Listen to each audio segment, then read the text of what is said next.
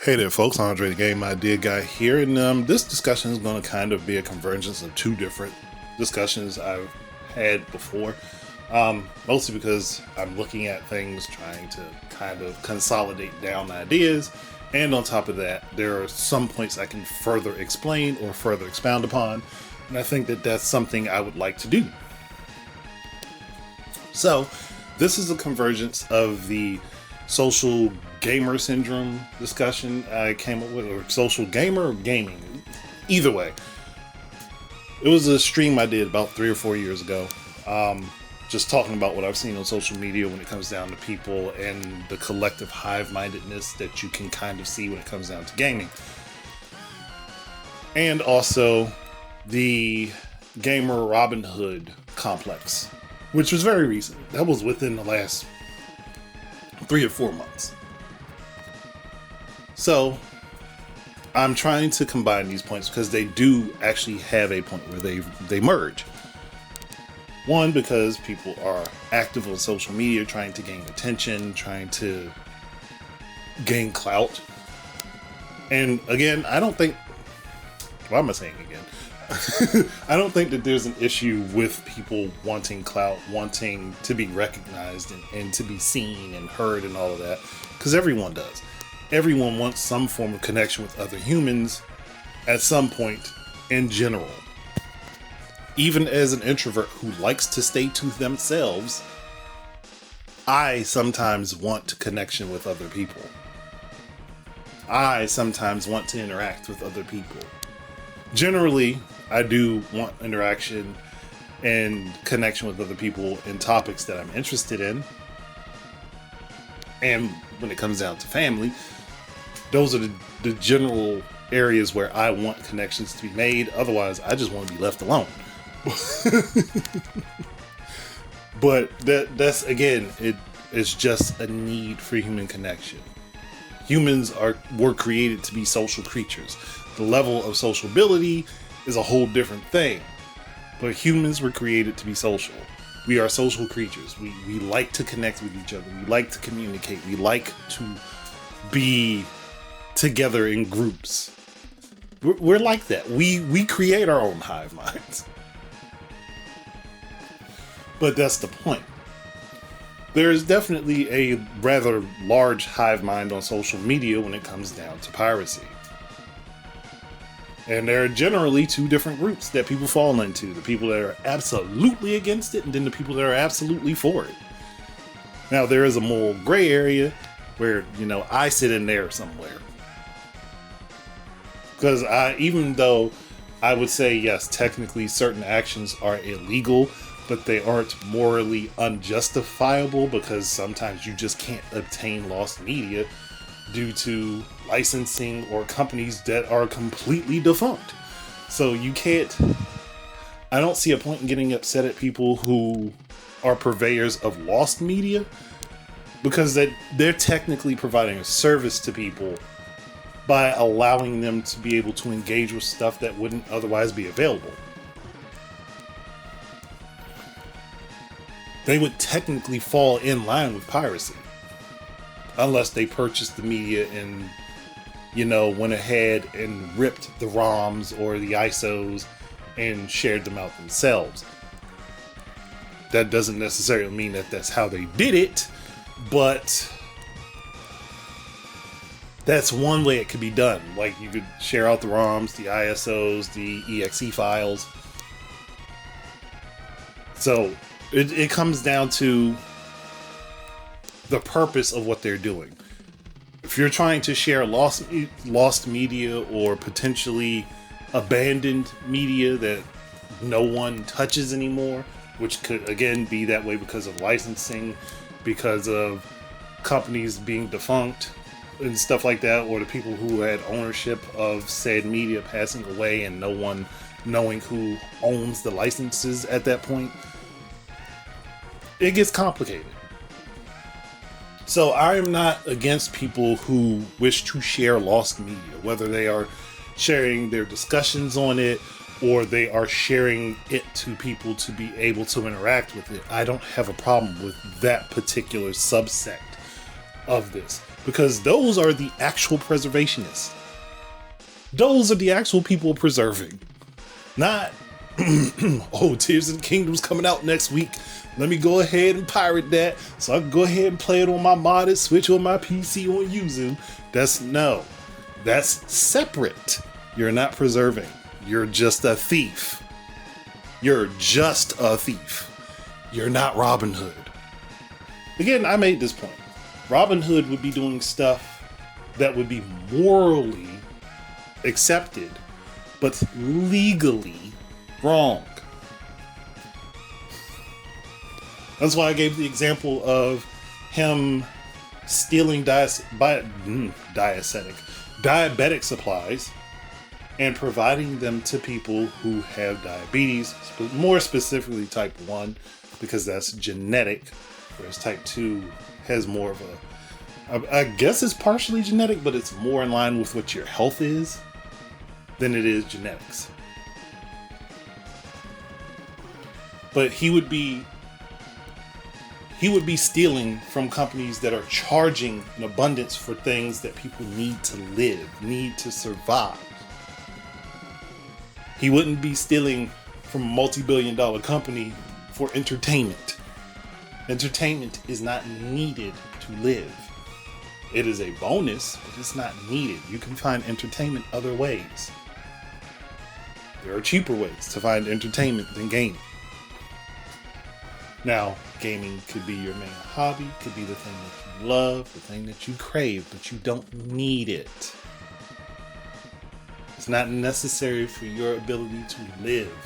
And I'll be honest, if there is a genre of game that you like, you can pretty much find an equivalent genre in books. You can very easily find an equivalent genre in books, or you can invest in something that you can build up over time. Tabletop gaming, far less expensive in the onset than gaming on a console. There are even free services for stuff like D&D, which I keep wanting to get into. And I need to find a group that will allow a beginner like me to get on board. that's a whole separate discussion. But there are ways to get into tabletop gaming that don't cost money, and you can still have an amazing and equivalent experience. Or board games and stuff like that. There are other ways to be entertained than to worry about video games, is what I'm saying. So, no, you are not morally justified to steal from any company, no matter how bad their reputation is, no matter how much you dislike them. You're not morally justified to take their product. You're not. And Gabe Newell, the purveyor of Steam, said that piracy is a service issue. Now, this is going to be very petty of me. This is definitely going to be very petty of me. But Gabe Newell's company runs a game that they know is used to push gambling on children, and has done nothing. And I don't mean putting out warnings or changing how something looks in certain countries, because it still works the same way. His company has done nothing to actually stop the pushing of gambling on children through CSGO. It still makes them money. So I wouldn't use Gabe Newell as a person to try to morally grandstand behind their statements. Because what he does, or what his company does, is still immoral. Well, Andre, don't you have a bunch of games on Steam? Yes, I do. But I purchased those games. I'm not stealing them. But you're still I purchased those games. I already had the account. Now, I could completely step away from using the account, but it wouldn't serve me any purpose. And I'm not saying that they don't deserve to earn money. I'm just saying, hey, this thing here is not a thing that you can use, and this person's statement is not a thing you can use to morally grandstand. I'm not stealing from him. I'm not pushing the idea of gambling to minors. I'm saying, hey, don't use his statement to morally grandstand. It's not a good look when you think about the history. Are we clear on this? Because I know that's the type of argument that I would see. But are we clear on this? Good. Like I'm actually talking to someone. But either way, it's not a good look to use his statement like that. You can agree with his statement, but don't use it as a moral standpoint, because that will be a failing. You could say, hey, based upon his experience in the industry, this is what he thinks. Just don't use it as a way to try to purvey morals, because it's a weak moral argument. It's a good general argument. It's a weak moral argument. See how that works? You can still use what he says, just don't use it in this particular context, because anyone can defeat that argument in that context. And that's probably still gonna go over somebody's head. Like, but I can still say it. Yes, you can say it. I'm not saying you can't say it. I'm saying don't use it in that context, because that context is going to be a weak argument. All right, let me get off from Gabe Newell before I get stuck on that. All right. Piracy can be a service issue. Again, I'm not saying he's totally wrong. It can be a service issue, because we can look back at Napster. For Napster to blow up as big as it did during a time when the internet wasn't that big itself, it was a service issue because people wanted to be able to have access to music more easily. And when there were alternatives that were created after what happened to Napster, well, you can see for yourself, a lot more people engage with different streaming services for music. It wasn't about being agitated at the companies for not being able to have the music at all. It, in general, was just that, hey, some people wanted their music easier. Some people, not everyone. I'm not against the idea of still buying CDs. I'm not against that idea. I think, honestly, and there are a lot of people that are going back towards that now, because streaming services can be spotty. So there are people going back towards that. But all of that, spoken and said, doesn't change that we are in a different climate. You can't use an old argument that maybe even during the time it was stated would have made more sense. I think that argument that Gabe said, he said that like it's a years old argument, is what I'm saying. We're in a bit of a different environment now. It's not the same as it was when he made that statement. So you can't apply that the same way. Again, it's still not totally wrong. I just think it's a little bit more nuanced than that. Because I see it more as people getting online. Again, this is why there's the Robin Hood complex as well as social gaming syndrome that I coined. Technically coined both of those, but this is why that's the thing. Because people are going online to show off that this is what they're doing. They're going on social media to show off that this is what they're doing. Again, I constantly warn against this. Because this makes you potentially subject to a lawsuit, and I don't care how many VPNs you use. Eventually, someone's going to get your information. They're going to get your IP address, and they'll be able to find you. VPNs are not required by law to protect you when you do something illegal, especially if they potentially could be sued for it. They are not required to protect you.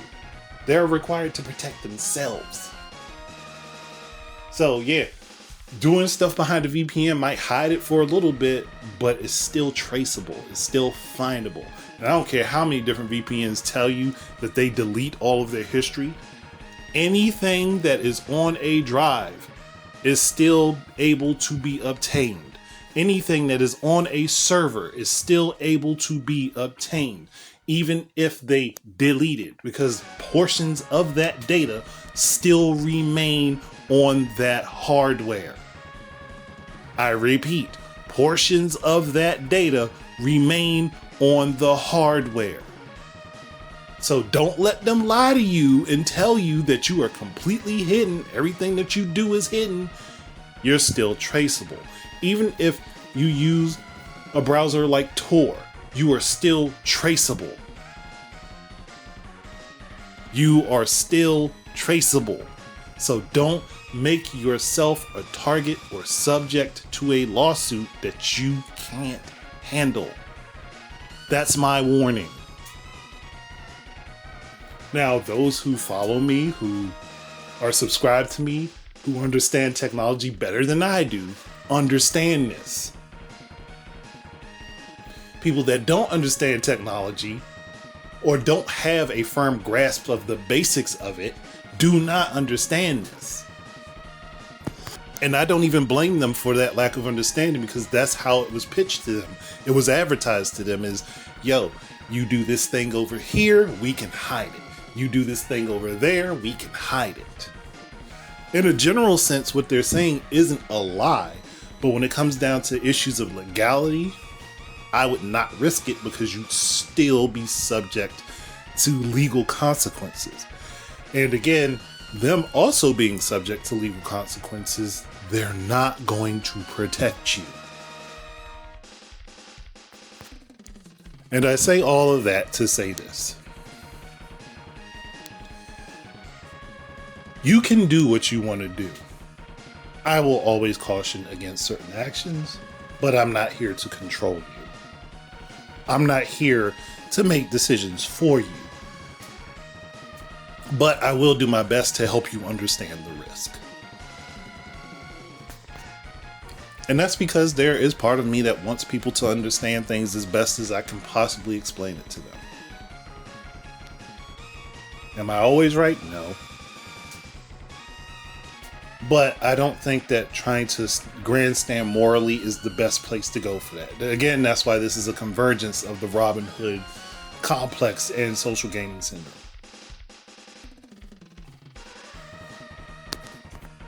The Robin Hood complex portion of it tells you that you are justified, you are correct in whatever you do. The social gaming complex portion, or social gaming syndrome portion of it, is that you want to share that you are doing this. You want clout, you want praise, you want admiration for it.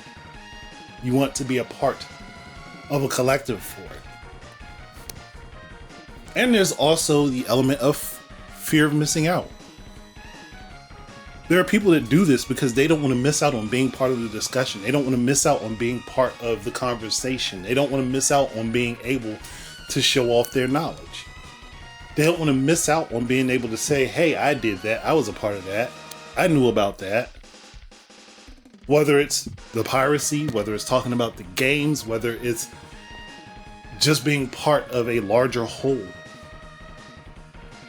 They want to make a name for themselves. Everyone, in some way, shape, or form, wants that. Not everybody is going to admit to that, but in some way, shape, or form, people want recognition. I just say you can't ask for moral recognition when you're doing something that is immoral. Now, if you don't care about the morality, I don't particularly care what you do. I'm just going to say, hey, don't do it. Don't do it. I'm going to give you the warning, but I'm not going to be out there like hounding you down if you still do it. That's just not my position. I'm here to give warnings, general warnings, because I see the path that things will go down. Whether you heed that warning is a whole different beast. But I think fear of missing out is more relevant than a service issue, because there are plenty of people who still pirate even though they've spent $1,500 plus upwards for their gaming rigs. So to me, it's not a thing of cost. It's not a thing of this is too expensive. For the most part, there are some people who are doing this even when they have the money to procure what they want. Now, there are probably more people who don't have the money who are doing it, but you have to factor in the people who do have the money as well. And to me, that speaks volumes of just being a fear of missing out. If you include both of those, it's fear of missing out. It's fear of missing out, and there's moral grandstanding along with that fear of missing out. Heck, some people fear missing out on the moral grandstanding.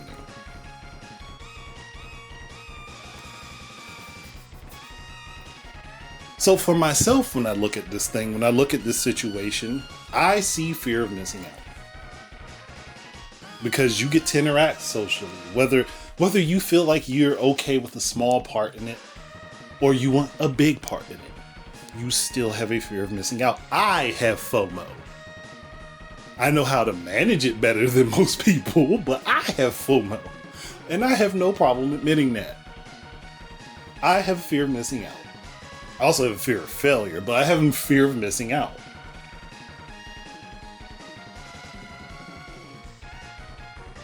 So, if I know that it's within me to have that, and there are people who are more and less fortunate than me, who would be more willing to go ahead and pirate, why wouldn't I consider that? Why wouldn't I look at that angle? Because that's a bit more prevalent on social media today than anything that Gabe Newell said in the past.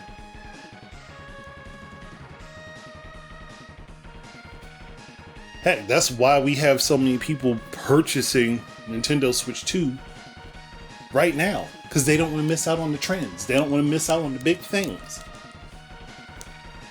Or even like a begrudged Dreamcast guy saying he has to get one because it's part of his job. Which, no, you don't. You don't have to. If you want to morally grandstand, stick to your morals. I keep using the example of Dead Rising 4 for me. I hated how Capcom handled that game. I hated the idea that the deluxe edition of the game was the way that you had to get it in order to get the full game. That you didn't get the proper ending to the game unless you purchased the deluxe edition. And that game, that version of that game has been as low as $5. I still won't buy it. I still will not buy it. And even if someone bought it for me, I will not play it. I won't. I will not touch it. Because morally, to me, Capcom did something that I didn't like, and I will not support that thing that they did that I didn't like. Now, does that mean I won't interact with other stuff Capcom puts out? No. Does that mean I won't purchase stuff from Capcom that would potentially be more expensive, like Street Fighter 6? No. Because it wasn't about the cost of the thing for me, it was about the principle of what they did.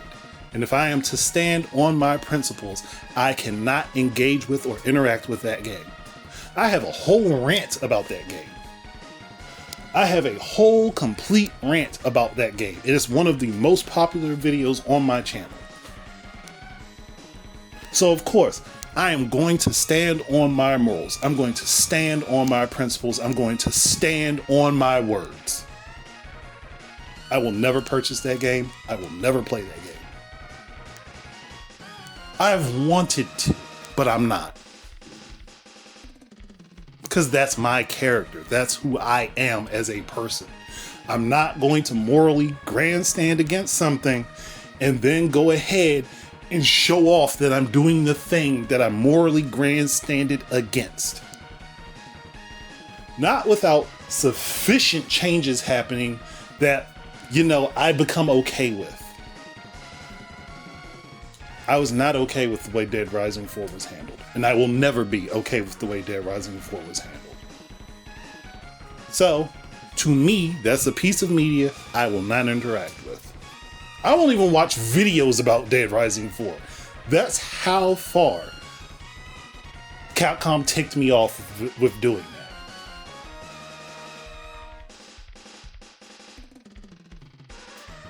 And yeah, I know I'm missing out on that game. I could have purchased it 50 times over at this point. I'm just not.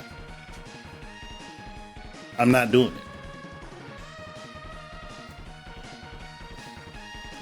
But Andre, the game is so old at this point, nobody's going to care. I care.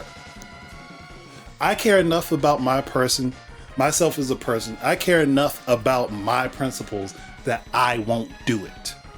I don't give a flying fuck if nobody on social media cares. I care.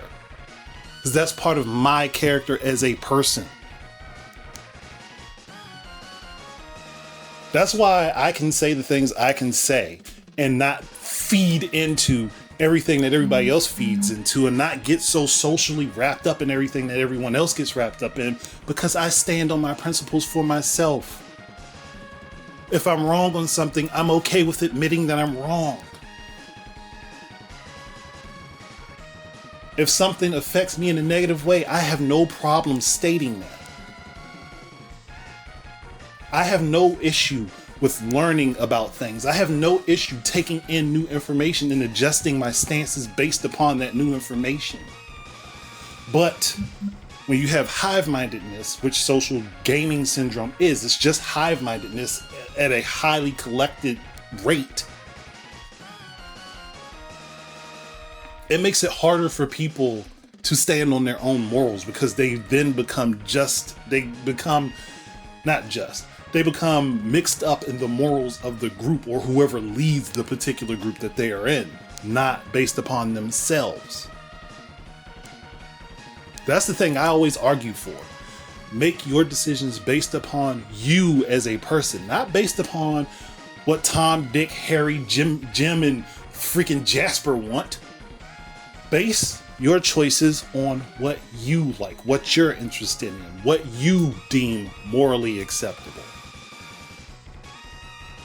Base your decisions on your own principles. Base your decisions on who you are. Not because Maximilian Dude is out here as a popular YouTuber and he likes Tekken 8. But because you've played Tekken, you've liked the series, you're interested in seeing what the new game is like. And they haven't done something that makes you feel like they're cheapskating you or treating you poorly. If you don't feel that way, then it's fine.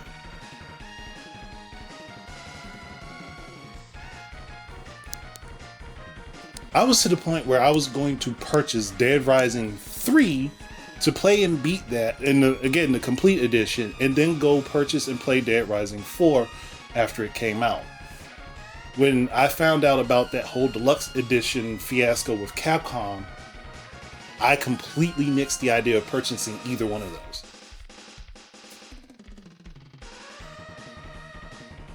That's how strong my moral compass, my principles for this particular situation are.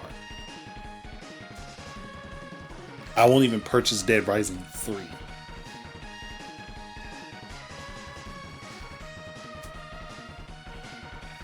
Heck, I'm not even going to get the remake of Dead Rising. I don't even want to. Well, technically I want to, but you get the point I'm trying to make. I don't want to engage with it at that point because I still feel so strongly.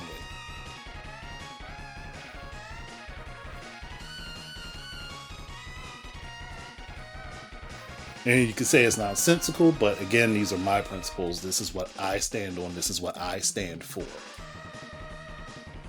But it's just entertainment. Doesn't matter. there are several things from different companies I was a fan of at the time. I just won't go back and interact with anymore because of things that they have done with certain things. Now, Dead Rising 4 was the one that was most egregious to me personally.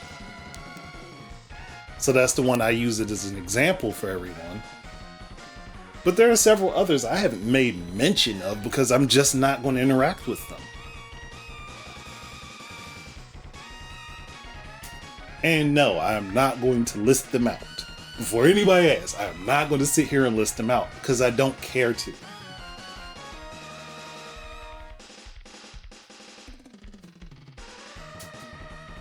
Would I be morally justified in stealing from Capcom because of how I felt about Dead Rising 4? No. Especially not to steal it and then redistribute it for free. No, I don't feel like that would benefit me in any way, shape, or form.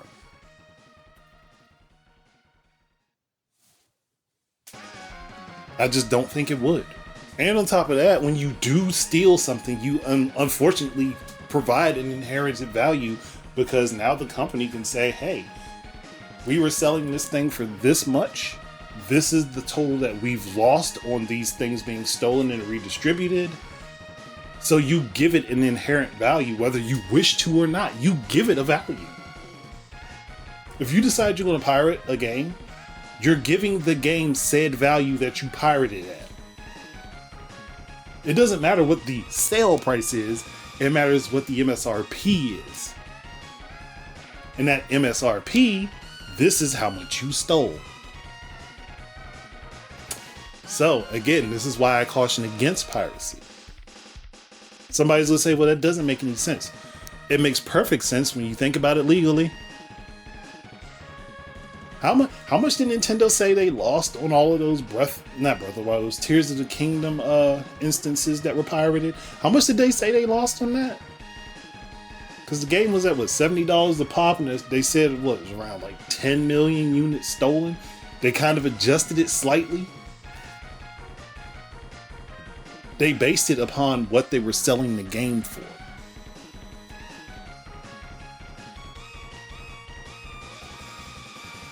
I might be wrong on the numbers, particularly I don't know how many times it was pirated and then booted up.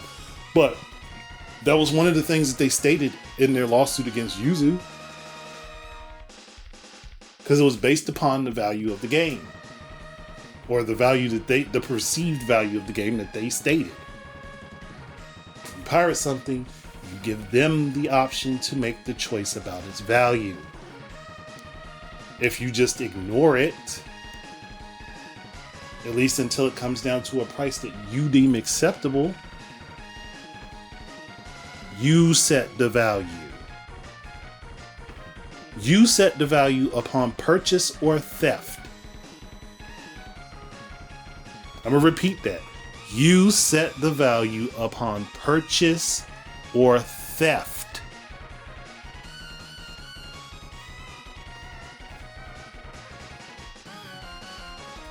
That's probably going to go over a lot of people's heads.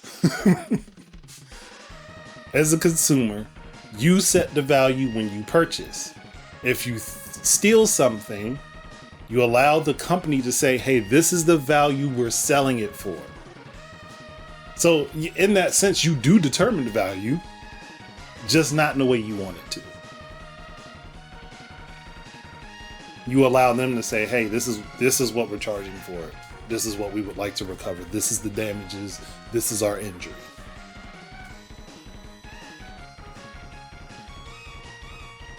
I am not Mr. Legalese, but I've done enough paying attention to understand certain concepts.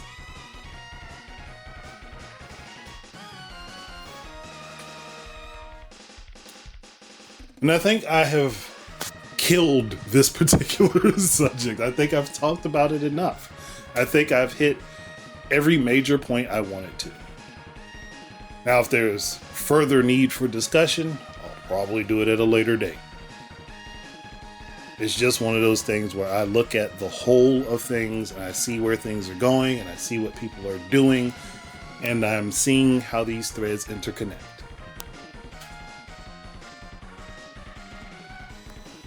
So I'm done. I think people could probably hear the irritation in my voice, so I'm just going to go ahead and get off of this particular subject.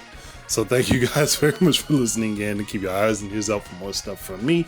And until the next time, enjoy your games. Peace out, and please like, share, subscribe, and all of the things with interacting.